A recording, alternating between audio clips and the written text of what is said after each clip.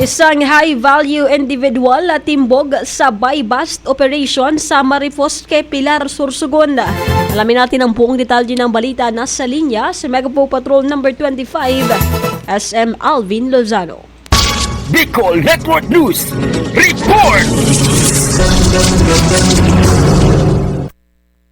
Isang matagumpay na buy-bust operation ngayong ika-19 ng Agosto 2024 bandang 1:30 nitong hapon ang naganap sa Barangay Marifos, Pilar, Sorsogon na nagresulta sa pagkakahuli ni alias Jawo. Kinilala ang naarestong suspect na si Joey Listana Bergardon, 32 taong gulang, residente ng nasabing barangay na nahaharap ngayon sa kasong paglabag sa RA 9165. Samantala si Jawo ay kilala bilang isang high-value individual at ito'y nahuli sa pagbebenta ng isang heat shield na transparent plastic sachet na hinihilalang shabu sa isang undercover na pulis. Samantala, ang transaksyon ay naganap ng ibenta ni Bergardon ang sachet kapalit ng 1,000 piso na binubuo ng isang tunay na 500 na papel at isa pang 500 budol money. Subalit pagkatapos sa kanyang pagkakaaresto, natagpuan pa sa isang pagsisiyasat ang 11 karagdagang heat shield na sachet na naglalaman ng kaparehong substansya kasama ang buy-bust money. Samantala, may kabuang timbang na humigit kumulang na 55 grams ang mga nakuhang droga na may tinatayang halaga sa kalye na 374,000. Sa kabilang dako, ang mga droga at buy-bust money ay maayos na minarkahan at inimbentaryo sa harap ng mga kinakailangang saksi. Ang ebidensya ay nagpapadala na sa forensic unit